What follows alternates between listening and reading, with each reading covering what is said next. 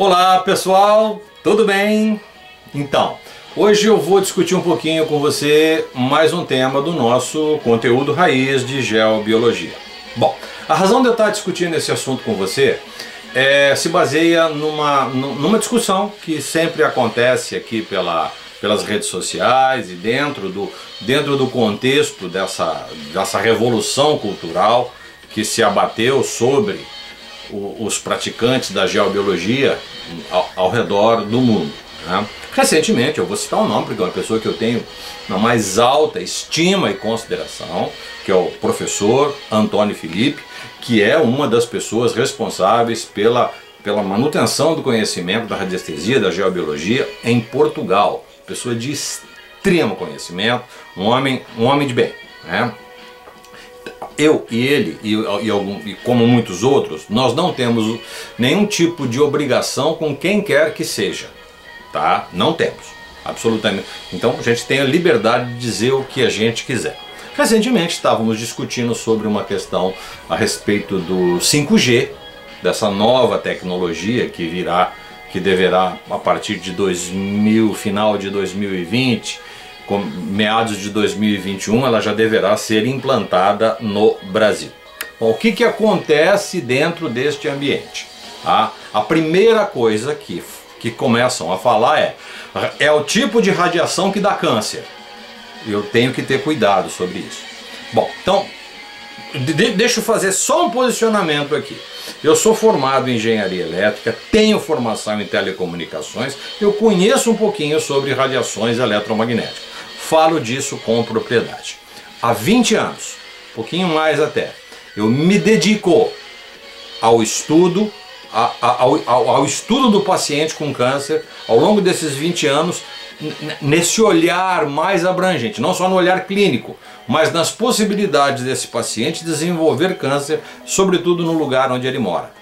Mais do que isso, quais são as componentes psicoemocionais que faz com que esse paciente, esse indivíduo, acabe desenvolvendo um processo tumoral degenerativo?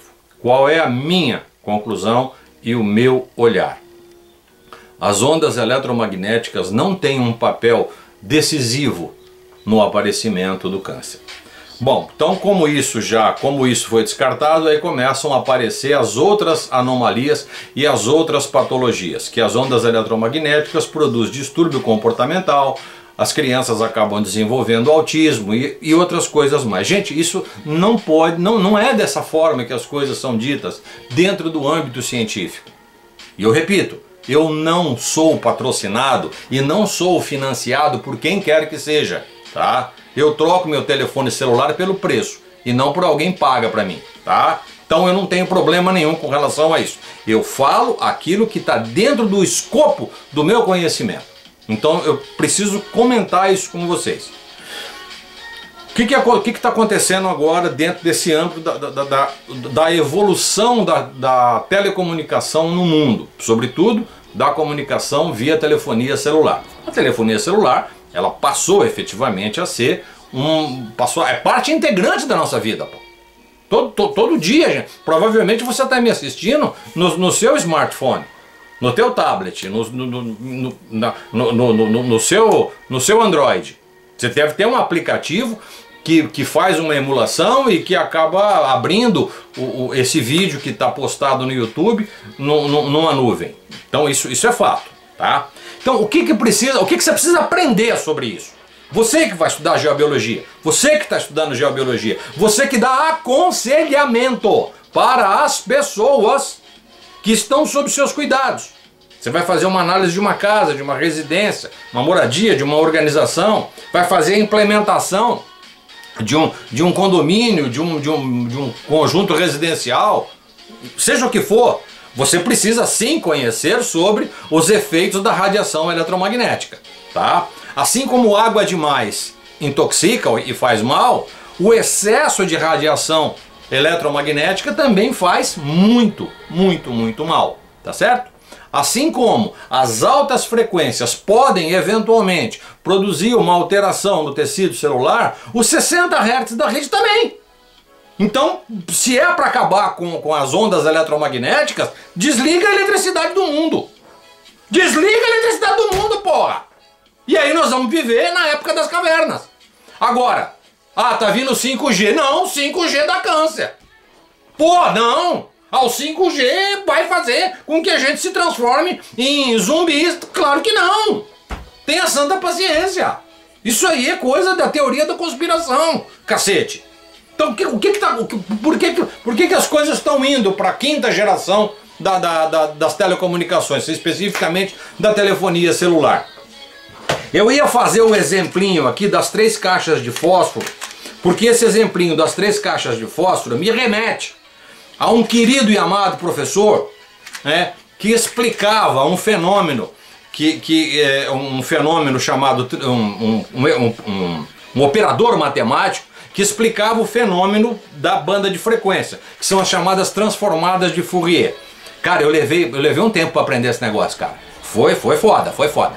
E ele dizia o seguinte, que para você passar por uma determinada... Imagine você passar essa caixinha de fósforo aqui, ó, que tem 3 centímetros de diâmetro, passar essa caixinha de fósforo por dentro de um cano.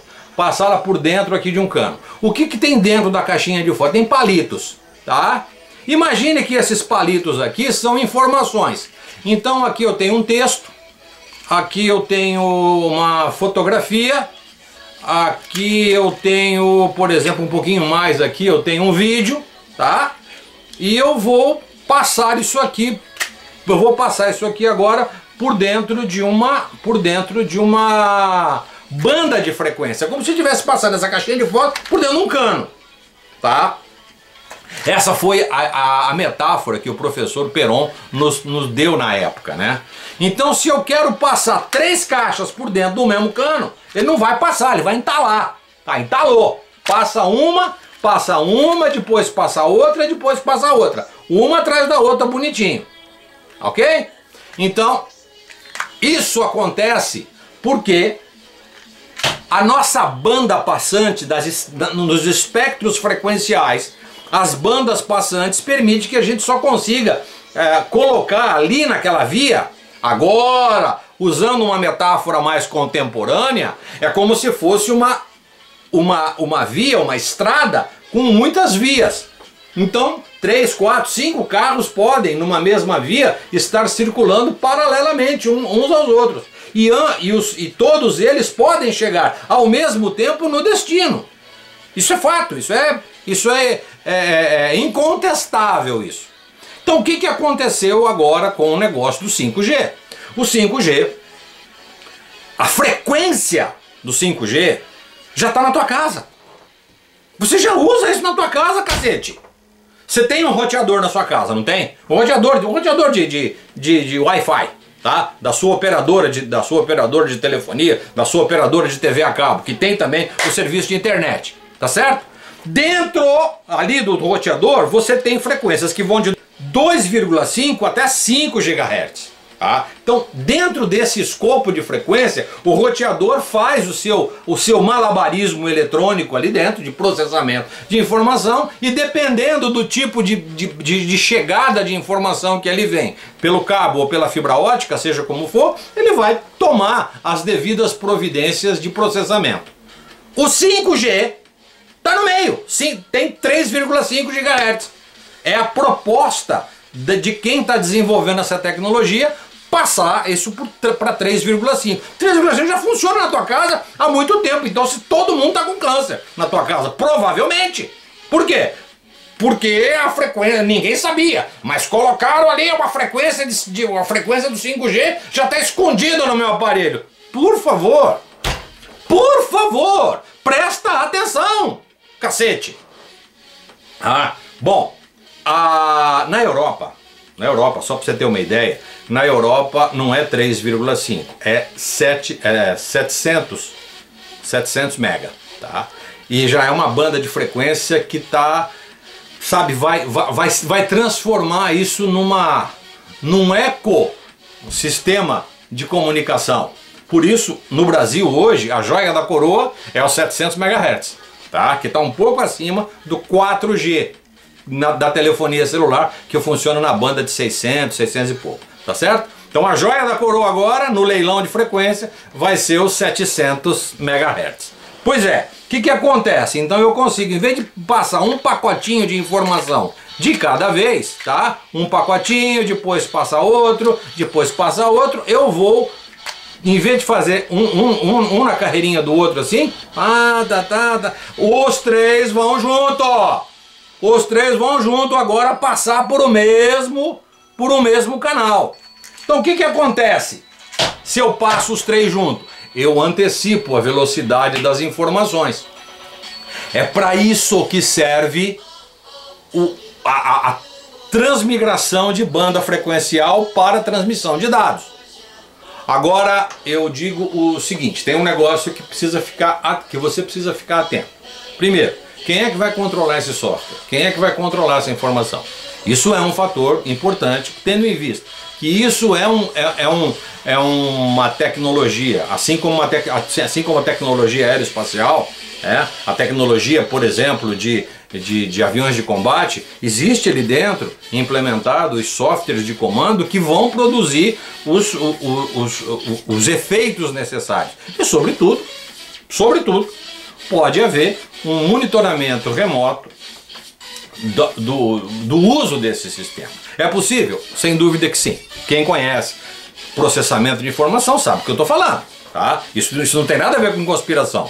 Hoje, por exemplo, se eu precisar tirar uma informação, você que está me ouvindo agora do seu telefone celular, tá? Você está me assistindo aí no seu smartphone, no seu Android, tá certo? Então o fato de você estar conectado a uma rede de telefonia celular, por exemplo, é passível de você ser monitorado por aquilo que você está assistindo ou vendo. Como a banda de frequência ela é mais alta, eu consigo transitar por uma faixa mais estreita robôs que podem de alguma maneira olhar para o que você está indo e saindo.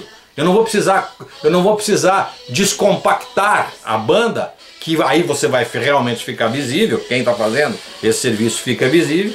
Quando eu estou numa banda de maior frequência, eu consigo compactar um robozinho que vai ali, um softwarezinho, numa banda estreita de frequência que acaba sendo imperceptível. Tá? Então isso é possível no 5G, no 6G, seja como for. E os sistemas de transcomunicação, que são as estações radiobase, vão operar nessas frequências. Tá. Você está contando tudo isso para falar do câncer ou não? Sim, claro.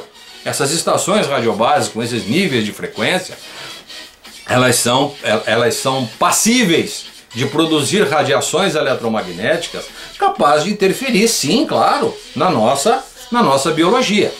Mas não é essa a frequência do 5G.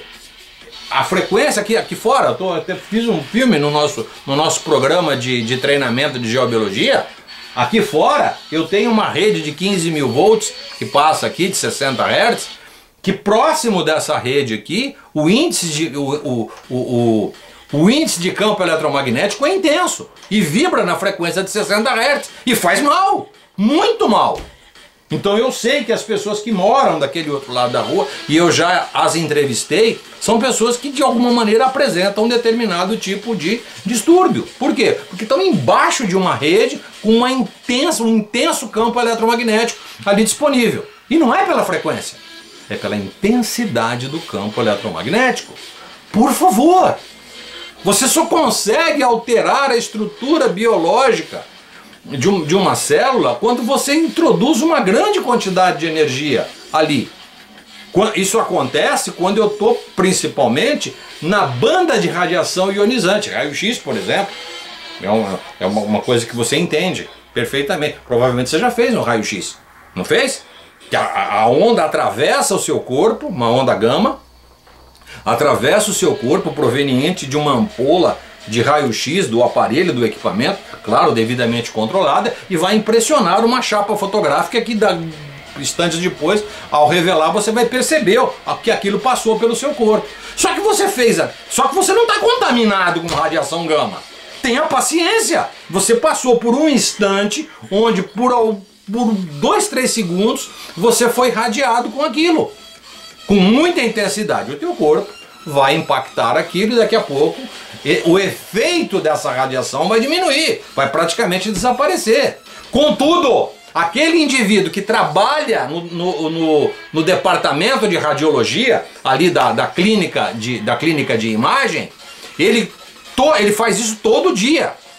Então, para que ele possa fazer isso todo dia com segurança e ficar num ambiente onde tem radiação, toda vez que ele vai fazer uma radiografia, ele pede pra gente, olha, fica aí um pouquinho, eu vou sair um pouquinho, vou colocar um avental, vou ficar ali atrás e vou pedir pro senhor, respira! Você aí, respira para tirar do... Fiz isso recentemente. Mas ele está protegido, ele tá longe do assédio da radiação. Porque faz mal. Faz mal quanto? Faz mal o tempo em que você fica sob o efeito da radiação, cacete. Faz mal a intensidade da radiação. Então esse fator, tempo de exposição e potência da emissão, esses dois fatores separados ou em conjunto vão designar o aparecimento eventual de um processo carcinogênico ou de uma disfunção, Agora eu não posso juntar uma coisa com a outra. Isso é de uma insanidade e de uma infantilidade científica. Por favor, não. Eu não vou ser conivente com isso. De jeito nenhum.